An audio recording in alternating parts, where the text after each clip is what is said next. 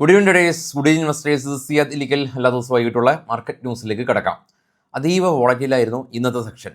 Nifty 26,000 high test ചെയ്തു. Intraday ഹൈയിൽ നിന്ന് ഏകദേശം ഒരു 200 പോയിൻറ്റിൻ്റെ ഒരു ഫോള്. അതായത് ഇന്നത്തെ മാർക്കറ്റ് ഓപ്പൺ ചെയ്തതിന് ശേഷം വോളറ്റിലായിരുന്നു. 200 പോയിൻറ്റ് വളരെ ബുദ്ധിമുട്ടി കയറി അതേ പോയിൻ്റ് തന്നെ തിരിച്ചേറിയ ഒരു കാഴ്ചയാണുള്ളത്. നിഫ്റ്റി ഫിഫ്റ്റിയിൽ ഏഷ്യൻ പെയിൻറ്റ് ഉൾപ്പെടെയുള്ള കമ്പനീസാണ് ഇന്ന് മികച്ച ഒരു പെർഫോമൻസ് നടത്തിയത്. നിഫ്റ്റിയുടെ ചാർട്ട് ഒന്ന് കാണാം. ചാർട്ട് ഓപ്പൺ ചെയ്തു. മാർക്കറ്റ് ഓപ്പൺ ചെയ്ത ആദ്യത്തെ ഒരു 10 മിനിറ്റിൽ തന്നെ 25,800 ലോ ടെസ്റ്റ് ചെയ്തു. പിന്നീട് നിഫ്റ്റി ശക്തമായി മുന്നോട്ട് പോയി 26,000 പരിസരത്ത് 2 തവണ വന്നു. പിന്നീട് ഒരു പ്രോഫിറ്റ് ബുക്കിംഗ് കണ്ടു. പിന്നെ ഇപ്പോൾ നിൽക്കുന്നത് 25,884 എന്ന റേഞ്ചിലാണ്. 200 പോയിൻറ്റ് ട്രേഡിംഗ് റേഞ്ചാണ് നിഫ്റ്റി ഇന്ന് സൃഷ്ടിച്ചത്. നിഫ്റ്റിയിൽ ഇന്ന് പ്രധാനമായിട്ടും മികച്ച പെർഫോമൻസ് കാഴ്ചവെച്ചത് ഏഷ്യൻ പെയിൻ്റാണ്. ഹിൻഡൽകോയും ICICI ബാങ്കും ഇൻഡിഗോയും പോസിറ്റീവിൽ റിയാക്ട് ചെയ്തിട്ടുണ്ട്. L&Tയും പോസിറ്റീവിൽ റിയാക്ട് ചെയ്തു. ഇന്ന് പ്രോഫിറ്റ് ബുക്കിംഗ് കണ്ടത് എറ്റേണലും M&Mഉം ടാറ്റ സ്റ്റീലും ഭാരത് ഇലക്ട്രോണിക്സും ശ്രീറാം ഫിനാൻസ് പോലുള്ള കമ്പനീസാണ്. നിഫ്റ്റി ഇന്ന് ഇടിഞ്ഞിട്ടില്ല, മറിച്ച് നിഫ്റ്റി ഇന്ന് ഒരു ഫ്ലാറ്റായ രീതിയിൽ ക്ലോസ് നടത്തിയെന്ന് മാത്രമേ ഉള്ളൂ. പോസിറ്റീവായ രീതിയിൽ തന്നെയാണ് ക്ലോസ് നടത്തിയത്. പക്ഷേ ഇന്നത്തെ ലോയിൽ നിന്നൊരു ഹൈ പോയി ആ സസ്റ്റെയിൻ ചെയ്ത പോയിന്റുകളൊന്നും തന്നെ നിഫ്റ്റിക്ക് അത് മെയിൻറ്റെയിൻ ചെയ്യാൻ സാധിച്ചില്ല. അത് മാത്രമല്ല 26,000 മുകളിലും ക്ലോസിംഗ് ഇന്ന് സാധ്യമായിട്ടില്ല. നമുക്ക് വന്ന പ്രധാന ഇവൻ്റ് ഇന്ത്യയുടെ ഇൻഫ്ലേഷൻ ഡേറ്റ ആയിരുന്നു. അത് RBI നിശ്ചയിച്ചിട്ടുള്ള റേറ്റിൽ നിന്നും ആ റേഞ്ചിൽ നിന്നും താഴത്തെ റേഞ്ച്, അതായത് 10 ഇയർ ലോയിലാണ് നമുക്ക് ഇപ്പോൾ ഉള്ള ഇൻഫ്ലേഷൻ നിരക്ക്, പണപ്പെരുപ്പ് നിരക്കുള്ളത്. അതൊരു പോസിറ്റീവായ ഒരു ഫാക്ടറാണ്. കൂടാതെ ബീഹാറിൽ ഇപ്പോൾ ഉള്ള ഇലക്ഷൻ 60% പോളിങ് നിലവിലുള്ള റൂളിംഗ് പാർട്ടി, അതായത് മാർക്കറ്റിൻ്റെ താല്പര്യങ്ങൾക്ക് ഭംഗം വരാത്ത രീതിയിൽ നിലവിലുള്ള റൂളിംഗ് പാർട്ടി ഭരിക്കുമെന്ന് തന്നെയാണ് പൊതുവേ ഉള്ള വിലയിരുത്തൽ. നമുക്ക് അത് നാളെയാണ് അതിൻ്റെ റിസൾട്ട് വരുന്നത്. അപ്പോൾ അതും ആ ഭാഗത്തുനിന്നും പ്രഷറൊന്നുമില്ല. ഇനിയിപ്പോൾ ഉള്ളൊരു ഇവൻ്റ് ഇന്ന് വരുന്ന US ഇൻഫ്ലേഷനാണ്. US ഇൻഫ്ലേഷൻ സ്ലൈറ്റ്ലി ഹൈ ആയിരിക്കുമെന്നാണ് പൊതുവെയുള്ള റിപ്പോർട്ട്. കൃത്യമായ റിപ്പോർട്ട് പുറത്തു വന്നിട്ടില്ല. അത് നമുക്ക് നാളെ രാവിലെ പ്രീ മാർക്കറ്റിലൊക്കെ ചർച്ച ചെയ്യാം. എങ്കിലും ഇന്ത്യൻ മാർക്കറ്റ് പോലെ തന്നെയാണ് ഗ്ലോബൽ മാർക്കറ്റും. പൊതുവെ ഒരു വോളറ്റിലിറ്റി ഉണ്ട് നമുക്ക് കണ്ടുവരാം. ഗ്ലോബൽ മാർക്കറ്റിൽ ഇപ്പോൾ ഏറ്റവും താഴെ ഇപ്പോൾ ട്രേഡ് ചെയ്യുന്ന FTSE, അതായത് UK മാർക്കറ്റ് 0.5% ഇടിവ് രേഖപ്പെടുത്തി. അതിന് മുകളിലുള്ള CAC 40 ഫ്രാൻസ് മാർക്കറ്റ് ഫ്ലാറ്റാണ്. എന്നാൽ അതിന് മുകളിലുള്ള ജർമ്മൻ മാർക്കറ്റ് 0.5% ഇടിവ്, 142 പോയിൻ്റ് ഇടിവ്. ഇന്ത്യ വിക്സ് ഇന്ന് കൂൾ ഡൗൺ ആയിരുന്നു. ജപ്പാൻ, കൊറിയ, ചൈന, ഓസ്ട്രേലിയൻ മാർക്കറ്റുകളെല്ലാം തന്നെ ഫ്ലാറ്റായ രീതിയിൽ ട്രേഡിംഗ് അവസാനിപ്പിച്ചപ്പോൾ ഓസ്ട്രേലിയ മാത്രം ഏകദേശം 42 പോയിൻറ്റ് അഥവാ 0.52% ഫോൾ ഉണ്ടായി. ഗോൾഡ് പിടിവിട്ട് വീണ്ടും പോകുകയാണ്. $38 സ്പൈക്ക് ചെയ്ത് $4,234 ആയിട്ടുണ്ട്. XAU/USD എന്ന് കാണാം. ഗോൾഡ് വീണ്ടും 4,000 താഴെ പോയതായിരുന്നു, വീണ്ടും തിരിച്ച് കയറി.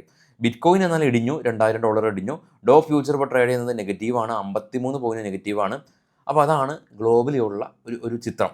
ഗോൾഡാണ് എടുത്തു പറയേണ്ട ഒരു ആശാൻ. കാരണം $4,000 താഴെ പോയപ്പോൾ ആളുകൾ ഇനിയിപ്പോൾ ഗോൾഡ് പ്രോഫിറ്റ് ബുക്കിംഗ് ആണോ ഒന്ന് ശങ്കിച്ചു. എന്നാൽ ശങ്കകൾക്ക് അപ്പാടെ ആ ഒരു വിചാരങ്ങളെ തകർത്തുകൊണ്ട് വീണ്ടും ഗോൾഡ് ഒരു $200 പെർ ഔൺസിന് ഇൻ്റർനാഷണൽ മാർക്കറ്റിൽ തിരിച്ച് കയറിയ ഒരു കാഴ്ചയാണ് നമുക്ക് ഗോൾഡിൽ കാണാൻ സാധിക്കുന്നത്. ഇനി നമുക്ക് സ്റ്റോക്കുകളുടെ വാർത്തകൾ നോക്കാം. Q2 റിസൾട്ട് ഫലങ്ങളാണല്ലോ ഇപ്പോൾ ഉള്ളത്. ഇപ്പോൾ പെർ ഡേ ഏകദേശം 180ഓളം കമ്പനീസിൻ്റെ റിസൾട്ടാണ് ഒരു ദിവസം ഇപ്പോൾ വരുന്നത്. അതിലിപ്പോൾ നിഫ്റ്റി 50യുടെ കമ്പനീസൊക്കെ ഉണ്ട് കേട്ടോ. അപ്പോൾ കുറച്ച് നിഫ്റ്റി 50യുടെ കമ്പനീസ്, എന്നാൽ മിഡ് ക്യാപ്പ് കമ്പനീസാണ് ഏറ്റവും കൂടുതൽ ഇപ്പോൾ ഉള്ളത്. അപ്പോൾ ഈ ഒരു വീക്കും നെക്സ്റ്റ് വീക്കോട് കൂടിയിട്ട് നമ്മുടെ റിസൾട്ടിൻ്റെ കാര്യത്തിൽ ഏറെക്കുറെയൊക്കെ ഒരു തീരുമാനമാകും. ഇനിയിപ്പോൾ മാർക്കറ്റിനെ മുന്നോട്ട് കൊണ്ടുപോകുന്നത് നമ്മളുടെ ഈ ജിയോ പൊളിറ്റിക്കൽ ടെൻഷൻ മാർക്കറ്റായിട്ട് ഇപ്പോൾ വലിയ ബന്ധമില്ല. ഉള്ളത് താരിഫും. ഇപ്പോൾ വലിയ തോതിൽ ചർച്ച ചെയ്യപ്പെടാത്ത താരിഫ്, വേറെ ഒരു ഈവൻറ്റുകളും ഇല്ലെങ്കിൽ മാർക്കറ്റിൻ്റെ ശ്രദ്ധ താരിഫിലായിരിക്കാം. ഇപ്പോൾ US ഇൻഫ്ലേഷനും ഇന്ത്യയുടെ ഇൻഫ്ലേഷനും ഇന്ത്യയുടെ ബീഹാറിൻ്റെ ഇലക്ഷനൊക്കെ ആണ് മാർക്കറ്റിനെ ലൈവായിട്ട് പിടിച്ചു നിർത്തുന്നത്. മാർക്കറ്റിനെ സംബന്ധിച്ച് എപ്പോഴെങ്കിലും എന്തെങ്കിലും ഒരു കാര്യം ലൈവായിട്ട് വേണം. അല്ലാതെ മാർക്കറ്റ് ഇങ്ങനെ സമാന്തരമായ രീതിയിൽ ഇങ്ങനെ പോയിക്കൊണ്ടിരിക്കില്ല.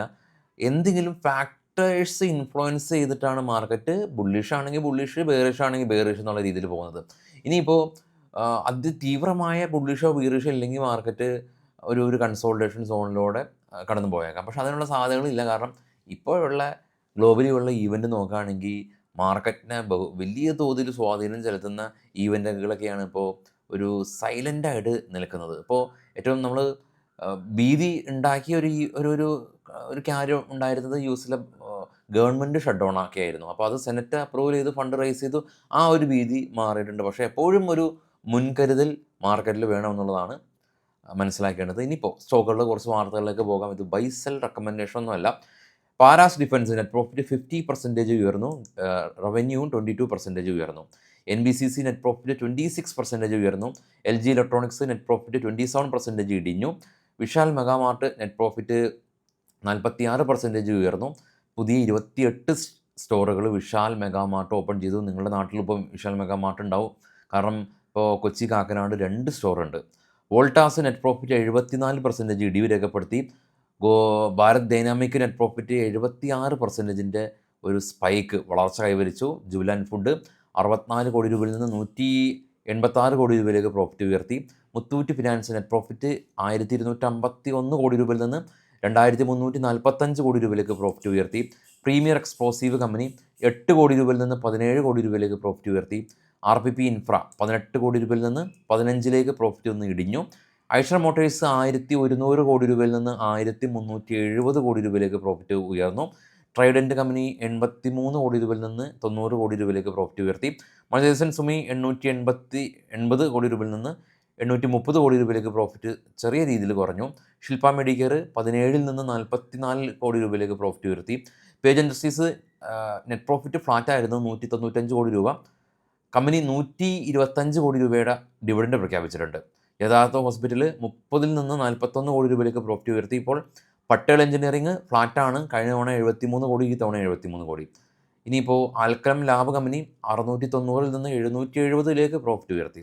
ഗ്രാനുൾസ് ഇന്ത്യ കമ്പനി 97 നിന്ന് 130 കോടി രൂപയിലേക്ക് പ്രോഫിറ്റ് ഉയർത്തി എന്നുള്ളതാണ് ഇപ്പോൾ ഉള്ള ന്യൂസുകൾ.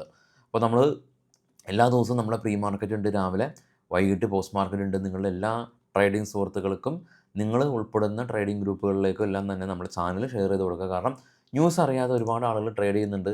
അപ്പോൾ അവർക്കൊക്കെ തീർച്ചയായിട്ടും ഈ ഗ്ലോബൽ ലോക്കൽ ക്യൂസുകളൊക്കെ അറിയുന്നത് നന്നായിരിക്കുമല്ലോ. അപ്പോൾ അവർക്കൊക്കെ അതൊരു ഹെൽപ്ഫുള്ളാവും. നിങ്ങൾ അവരെ ഹെൽപ്പ് ചെയ്യുക. ചാനൽ കുറച്ചും കൂടി ഹൈറ്റ്സിലേക്ക് നിങ്ങൾ എത്തിക്കുക. പല ദിക്കിലും ഇപ്പോൾ സ്റ്റോക്ക് മാർക്കറ്റിലേക്ക് ഒരുപാട് ആളുകൾ കടന്നു വരുന്നുണ്ട്. അപ്പോൾ അവർക്കെല്ലാം തന്നെ ന്യൂസ് ഒഴിച്ചുകൂടാൻ പറ്റാത്ത ഒരു കാര്യം തന്നെയാണല്ലോ. അപ്പോൾ അവരിലേക്ക് എത്തിക്കുക. എല്ലാവർക്കും ശുഭരാത്രി നേരുന്നു. Thank you all.